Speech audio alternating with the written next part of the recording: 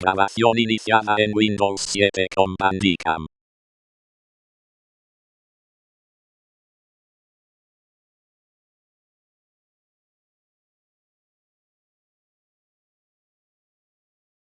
Primero intento abrir Internet Explorer.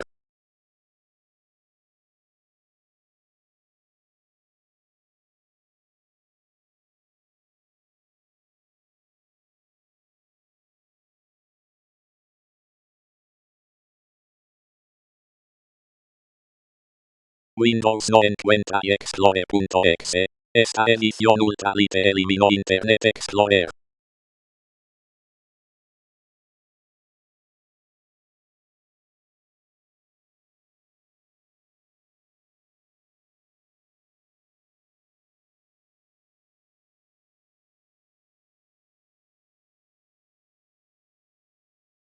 Ahora abro Chomicbox y reviso las opciones de subir, música, descargas y configuración.